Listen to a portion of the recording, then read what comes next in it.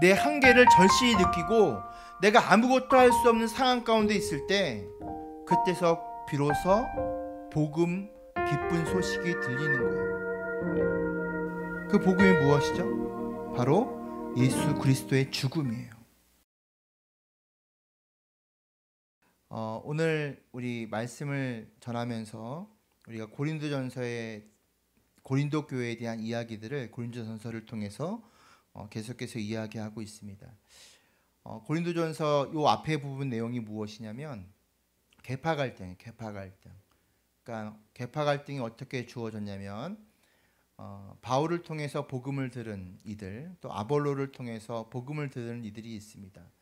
또 한 가지는 예루살렘 교회에서 아마도 베드로에게 복음을 들었던 이들도 있었던 것 같아요. 그래서 크게는 개바파, 베드로파와 또 아볼로파, 말을 언변이 굉장히 좋았고 그리고 철학적인 지식이 풍부했던 아볼로파, 그리고 처음으로 고린도 교회에 복음을 전했던 바울파, 그리고 이무엇도 아닌 그리스도파. 그러니까 그런 거 중요하지 않고 그리스도가 중요하다라고 했지만 실상은 그들은 영적인 교만에 빠져 있는 이들이었습니다. 이렇게 계파 갈등이 일어나게 된 이유 중에 하나가 무엇이냐면 오늘 본문에 나오는 것처럼 자랑하는 거예요. 자랑하는 거. 그러니까 신앙을 자랑하는 거죠. 우리가 신앙생활을 하면서 신앙을 열심히 하고 자랑하는 거는 좋은데 문제는 이 신앙이 때로는 자랑거리가 된다는 거예요. 자랑거리가. 고린도 교회 같은 경우는 어떠한 자랑거리가 있었냐면 고린도 교회가 처음 복음이 들려지고 성령의 충만한 이들이 나타나면서 하나님이 은사를 줍니다.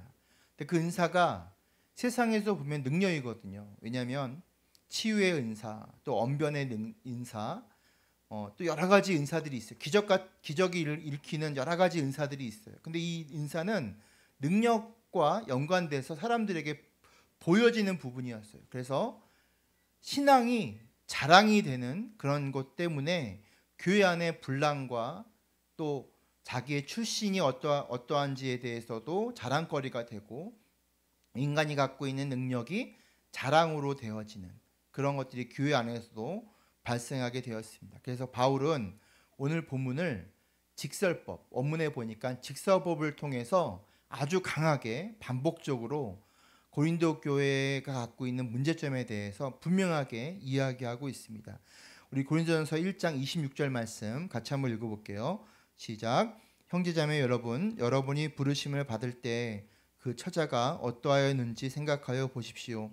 육신의 기준으로 보아서 지혜 있는 사람이 많지 않고 권력 있는 사람이 많지 않고 가문이 훌륭한 사람이 많지 않았습니다. 이 부분을 바울은 직설법을 사용해요. 그러니까 돌려서 얘기하지 않는 거죠. 우리가 따끔하게 아니면은 분명하게 얘기할 때는 돌려서 얘기하지 않습니다. 안 돼, 그러면 안 돼라고 아주 강한 어조로 직설법을 사용하죠. 고린도 교회에는 그 다양한 사람들이 모였습니다. 우리가 이곳은 항구 도시였죠. 그리고 무역의 중심지였기 때문에 많은 사람들이 이방인들과 또 유대인들과 로마인들과 또 그리스인들이 다 같이 모여서 살았던, 어떻게 보면은 지금의 미국과 같이 다민족들이 살아가고 있는 그런 곳이 바로 이 고린도 교회였습니다. 고린도 교회는 지난번에 말씀드렸던 것처럼 어떤 경제가 발전하면서 양극화가 심했어요. 그러니까 부자가 있는가 하면 극빈자가 있었죠. 이 교회를 시작했던 브리스길라 같은 경우도 부자에 속합니다. 자기 사업을 하고 있는 부자기도 하고, 일부 그리스보나 이런 사람들도 고린도 교회에는 부자들이 있었던 것 같아요. 소수의 부자들이 있었고 권력자들이 있었고, 대부분의 사람들 같은 경우는 아주 극빈자거나 서민들, 그러니까 평범한 사람들이 모였습니다. 심지어는 거기에는 노예도 있었고, 노예에서 해방되어서 이제 어떻게 보면 이제 자기 터전을 잡고 시작하고 있는 아주 어렵게 살아가고 있는 사람들이 대부분이 이 고린도 교회에 있었습니다. 그래서 바울은 이러한 고린도 교회의 현실, 고린도 교회가 갖고 있는 처해 있는 상황들에 비추어서 오늘 고린도전서를 통해서 오늘 1장 26절부터 31절까지 너희들이 자랑하는 것이 무엇인지에 대해서 분명하게 성경적인 관점으로 이야기하고 있습니다. 형제자매 여러분 얘기해요. 그러니까 그리스도 안에서 형제라고 얘기하죠. 여러분이 부르심을 받을 때 교회로 부르심을 받은 거죠. 여러분 교회는 부르심을 받은 공동체예요. 그러니까 교회라고 하는 공동체는 내가 선택한 게 아니고 부르심을 받았다라는 것을 분명하게 강조하고 있어요. 그러니까 우리가 어떤 학원을 선택하든지 학교를 선택하든지 아니면 여러분들이 어떤 동호회를 선택하든지 간에 하나님이 주신 공동체는 부르심을 받았어요. 근데 사람이 만든 공동체는 내가 선택하는 거예요. 예를 들어 볼까요? 대학교 여러분들이 선택하죠. 그리고 여러분들이 사는 지역의 학교를 선택해요. 학원 내가 선택해요. 여러분들 옷 누가 선택하죠? 여러분들의 취향에 맞게끔 여러분들이 선택해요. 먹고 싶은 음식 여러분들이 선택해요. 근데 중요한 게 있어요. 여러분들이 민족을 선택했나요? 여러분 성별을 선택했나요? 여러분들이 여러분들의 가정 공동체를 선택했나요? 그렇지 않아요. 맞아요. 이와 똑같이 하나님의 교회, 이 교회도 여러분들이 선택하지 않았음을 분명히 바울은 얘기해요. 하나님이 어떻게 해요? 여러분들을 부를 때, 여러분들이 부르심을 받을 때라고 얘기해요. 그러니까 교회는 옷가게에서 옷을 고르는 게 아니에요. 이 교회 저 교회 쇼핑하면서 어느 교회가 나한테 맞는지 그런 것들을 찾는 곳이 교회 공동체가 아니라는 거예요. 교회는 하나님이 부르셨어요. 수동적으로 하나님께서 이끌려서 이 교회 여러분들을 부르셨다는 것을 성경은 바울은 분명하게 얘기해요. 그러면서 얘기하는 게 뭐냐면 그때 여러분들 처지가 어땠는지 생각해 보라는 거예요. 육신의 기준으로 봤을 때는 여기에 모여 있는 사람이 지혜 있는 사람이 없고 권력을 가진 사람이 많지 않다고 얘기해요. 그 가문 출신이 훌륭한 사람이 적다라고 얘기해요. 이것이 고린도 교회가 갖고 있는 상황이었어요. 우리 지금도 마찬가지죠. 지금도 우리 교회도 마찬가지. 부자가 없잖아요. 많이 배운 사람 없잖아요. 훌륭한 교수나 박사 없잖아요. 다 거기서 거기. 그냥 다 그럭저럭 평범한 사람들이 이곳에 모여 있어요. 그러면서 바울은 계속해서 이야기합니다. 그러면서 자랑할 것이 없는 출신들을 갖고 있는 우리들에 대해서 27절을 통해서 말씀해요. 우리 27절 말씀 같이 읽어볼까요? 시작. 그런데 하나님께서는 지혜 있는 자들을 부끄럽게 하시려고 세상의 어리석은 것들을 택하셨으며 강한 것들을 부끄럽게 하시려고 세상의 약한 것들을 택하셨습니다. 하나님께서는 그럼에도 불구하고 우리를 부르셨어요. 부르신 이유에 대해서 27절은 분명하게 얘기합니다. 미련한 것, 어리석은 것들을 택하셨대요. 개역개정에서 미련한 것이라고 되어 있고 오늘 세번역 성경에서는 세상의 어리석은 것들이래요. 어리석은 사람들이라고 하면 좋은데 하나님이 지금 바울을 통해서 아마 강하게 얘기하는 것 같아요. 어리석은 것들. 우리가 그렇게 어리석은 미련한 존재라는 것을 분명히 밝히면서 우리를 선택한 이유를 분명하게 얘기해요. 뭐라고 얘기하고 있냐면 강한 것들을 부끄럽게 하시려고 세상의 약한 것들을 택하셨대요. 우리가 하나님께 부름받은 이유, 하나님께 선택받은 이유는 딱 한 가지예요. 강한 것들, 다시 말하면 세상이죠. 세상. 능력 있는 자들, 능력이 있고 힘이 있는 이 세상, 육적인 기준으로 봤을 때 그런 이 세상의 모든 것들을 부끄럽게 하시기 위해서라는 거예요. 그래서 하나님께서 이 고린도 교인들뿐만 아니라 지금 이 시대에 하나님의 교회로 부름받은 우리를 택하셨다라고 말씀하고 있어요. 굉장히 역설적이죠. 이에 대해서 바울은 똑같은 얘기를 두 번 반복해요. 28절 볼까요? 28절 읽겠습니다.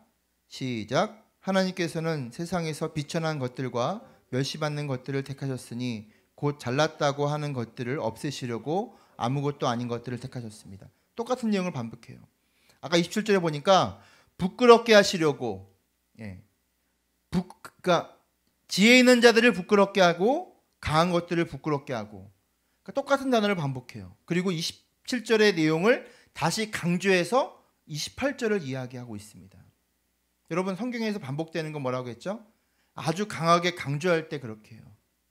또 한 가지, 더 똑같은 내용이 반복되는 이유는 그것이 얼마나 중요한지에 대해서 더 강조를 하며, 얼마나 그것이 우리 신앙에서 신앙의 가장 중요한 태도, 자세, 하나님을 향한 우리의 신앙의 모습이 어떠해야 되는지를 분명히 밝히고 있기 때문에 두 번이나 반복하고 있어요. 마지막에 보면 잘났다고 하는 것들을 없애시려고, 굉장히 표현이 강하죠. 이것이 세번역 성경이에요. 개역개정은 조금 이것보다는 좀 품위 있게 쓰여진 것 같은데, 여러분, 세번역 성경은 원어 성경이 직역된 거예요. 그러니까는 히브리어, 헬라어 성경을 직역한 게 지금 세번역 성경이거든요. 그래서 더 원어의 해석에 가까운 거예요. 근데 원어 해석에 보니까 이렇게 돼 있어요. 28절, 하나님께서는 세상에서 비천한 것들과 멸시받는 것들을 택하셨으니 곧 잘났다고 하는 것들을 없애시려고 아무것도 아닌 것들을 택하셨다라고 돼 있어요. 여러분, 우리가 지혜 있다라고 하는 게 뭐죠? 학력, 능력, 체력, 이런 거예요. 아니면 물력, 이런 거죠. 그런 것들 하나님이 없애시기 위해서 우리를 택하셨대요. 약한 사람들을 택하셨대요. 왜 이렇게 없애려고 할까요? 그들을 왜 부끄럽게 하실까요? 그 이유는 분명해요. 이것은 구원과 관계가 돼 있어요. 여러분, 사람이 자랑할 것이 생기면 어떻게 될까요? 사람이 자랑할 것이 생기는 순간부터 스스로 자신이 구원받을 수 있다는 착각 속에 살아가요. 인간이 능력이 많을수록, 여러분, 우리가 재산이 많을수록, 우리가 건강할수록, 우리에게 많은 능력이 우리 가운데 있을수록 우리는 하나님을 떠나려고 하는 본성이 있어요. 하나님을 의지하지 않으려고 하는 마음들이 있어요. 우리 안에 자랑거리가 많을수록, 내가 내세울 것이 많을수록 하나님을 의지하지 못해요. 그것이 우리가 갖고 있는 아주 부끄러운 모습임을 성경은 밝히고 있어요. 구원은 어떻게 주어지는 거죠? 구원은 나의 선행, 나의 능력, 나의 청렴함으로 주어지는 게 아니에요. 여러분, 타전교들은 대부분이 선행을 통해서 구원을 받아요. 그러니까 인과응보죠. 인과응보. 잘하면 복받고, 아주 죄된 삶을 살면 저주받는 거예요. 물론 성경의 율법은 그 부분을 지적하고 있어요. 근데 여러분, 율법을 통해서 구원받는 게 아니에요. 구원은 어떻게 받는 거예요? 오직 은혜로 받는 거예요. 예수님을 믿음으로. 어떤 걸 믿는 거죠? 예수님이 십자가의 죽으심과 부활하심을 믿는 거예요. 그것이 나의 죄 때문임을 믿는 거예요. 그분이 나의 구원자이시며 나의 구주심을 고백하는 거예요. 그러므로 우리가 나의 근거, 나의 능력, 내가 갖고 있는 어떠한 선행을 통해서 구원받는 것이 아니고 오직 하나님 주시는 선물, 은혜를 통해서 구원받는 거예요. 그래서 29절에서는 분명하게 얘기합니다. 29절 같이 읽어볼게요. 시작. 이리하여 아무도 하나님 앞에서는 자랑하지 못하게 하시려는 것입니다. 여러분, 이 고린도 교회가 바울에게 복음을 듣고 또 아볼로에게도 복음을 들었어요. 그리고 예루살렘 교회에서 큰 대부흥을 경험했던 사람들이 고린도에 돌아와서 이 고린도 교회에 같이 또 모이기 시작했어요. 그러니까 부흥을 경험한 거죠. 성령의 충만함을 경험한 거죠. 그리고 나서 하나님께서 그들에게 하나님의 사명, 하나님의 복음의 사명을 감당하기 위해서 능력을 주셨어요. 어떤 능력이냐면 바로 은사를 주셨어요. 은사도 역시 누가 준 거죠? 하나님이 주신 거예요. 성령이 주신 거예요. 그러면서 각기 받은 은사대로 어떻게 했어요? 자기의 은사대로 하나님 앞에서 쓰임을 받았어요. 언변이 좋은 사람은, 언변의 은사를 받은 사람은 복음을 전하는 일로, 치유의 은사를 받은 사람들은 아픈 자들을 돌보는 일로, 방언의 은사를 받은 사람들은 또 방언을 통해서 이방인들에게 복음을 전했어요. 근데 문제는 이러한 은사들 때문에 어떤 일이 벌어져요. 은사받지 못한 사람들을 무시하기 시작해요. 또 한 가지는 은사받지 않은 사람들을 향해서 어떻게 하고 있어요? 자랑하기 시작해요. 너는 왜 은사를 받지 못했냐? 나는 은사를 받았는데, 나는 하나님을 잘 믿었기 때문에 은사를 받았는데 너는 하나님 믿지 않기 때문에, 넌 하나님 제대로 믿지 않아서 은사도 받지 못했구나, 이렇게 자랑하기 시작하는 거예요. 하나님 주신 선물을 어떻게 하고 있어요? 자신의 자랑으로 둔갑시키고 있는 거죠. 여러분, 신앙은 동전의 앞뒷면과 똑같아요. 신앙을 받아들였을 때 이것이 은혜이고 나에게 선물이며 하나님 앞에 내가 아무것도 아니라는 고백을 통해서 얻을 수 있는 구원이라는 사실을 아는 것과, 어느 순간부터 하나님의 뜻, 하나님의 의가 아니라 내 의가 드러나기 시작하고, 신앙을 통해서 그 신앙을 자랑 삼아서 우리 집안이 3대 믿음 집안이다. 우리의 가문 중에 목사를 몇 명 배출했다. 나는 기도를 몇 시간 동안 한다. 이러한 신앙의 자랑거리가 많아지는 순간부터 어떻게 돼요? 그것이 세상의 지혜, 성경에서 말하고 있는 세상의 지혜자들과 별반 다르지 않음을 성경을 말씀하고 있어요.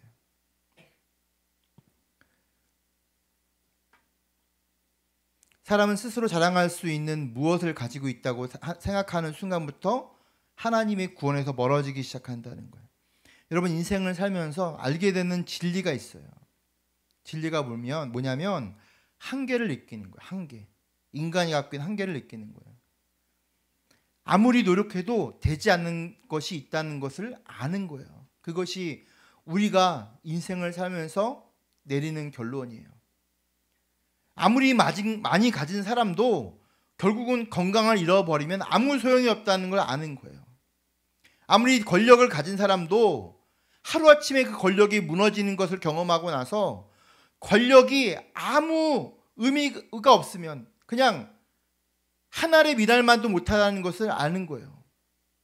그것이 인생을 통해서 경험하게 되는 결론이에요. 불강력적인 경험들을 많이 하는 거죠. 여러분, 제가 아는 목사님이 매일같이 운동하시는 분이 있었어요.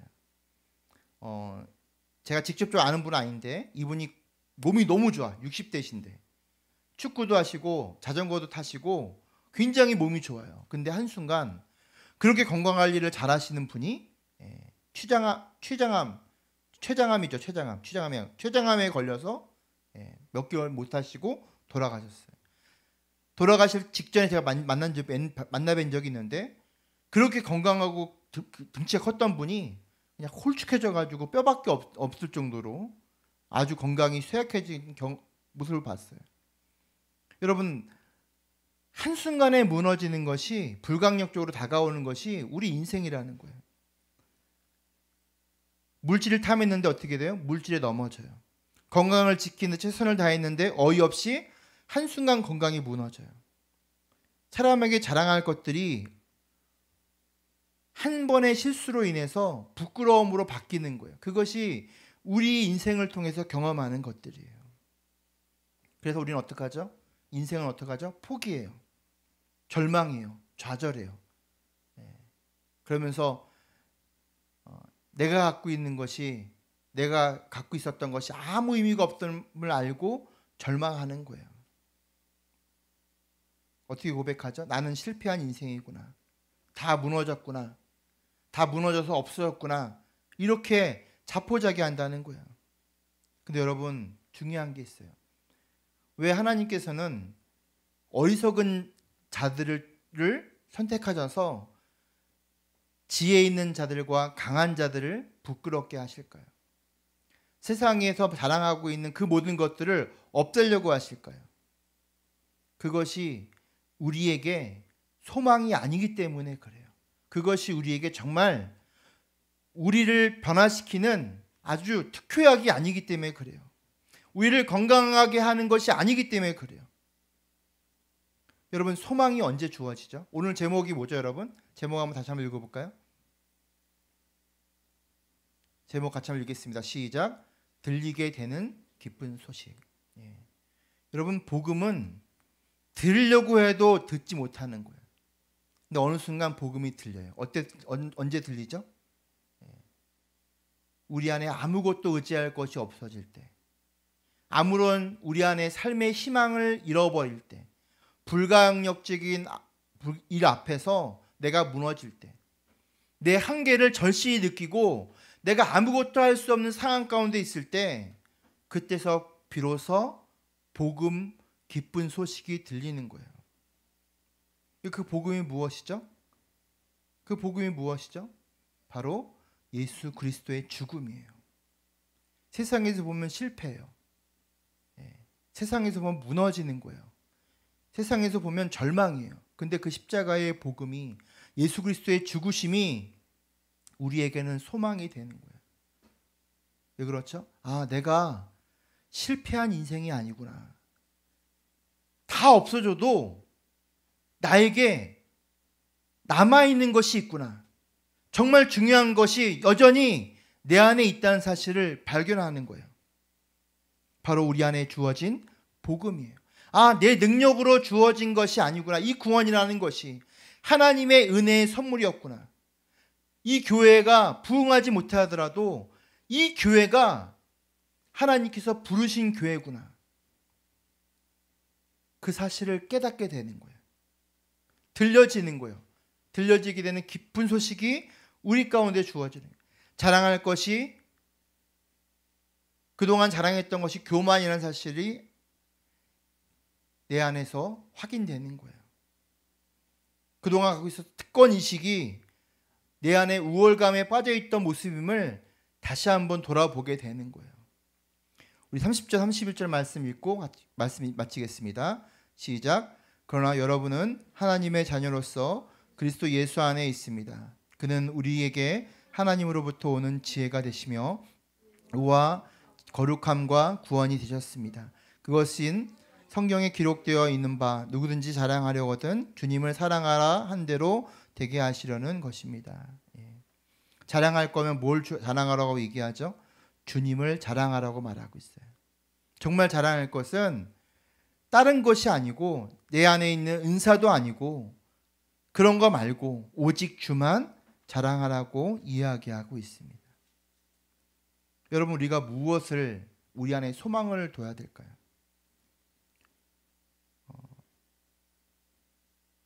30절에 바울은 그리스도가 하나님께서 우리에게 은혜로 주신 지혜라고 얘기해요. 세상에 어떤 것이 지혜가 아니고 그리스도가 우리 안에 있는 지혜래요. 그리고 그리스도가 우리의 뜻, 의래요. 그리스도가 내가 만들어내는 거룩함이 아니고 그리스도가 우리에게 허락하신 거룩함이라고 얘기해요. 그리고 이것이 구속, 구원이라고 성경은 말씀하고 있습니다. 여러분, 우리가 하나님께 부름 받았어요. 그리고 여러분들에게 은사를 주셨어요. 각자의 달란트를 주셨어요. 재능을 주셨어요. 여러분, 하나님 주신 게 뭐죠? 외모, 성격, 여러분들의 언변, 여러분들이 갖고 있는 여러분들만의 독특한 달란트, 그 모든 것들이 뭐라고 얘기해요? 여러분들의 갖고 있는 세상에서 자랑할 것이 아니고 그것은 하나님 주신 선물임을 기억하셔야 돼요. 그리고 오직 내 안에 계신 하나님, 예수 그리스도를 자랑하는 인생 되시기를 주의 이름으로 축원합니다. 여러분들이 절망을 경험할 때, 실패를 경험할 때 여러분들 기억해야 돼요. 그것이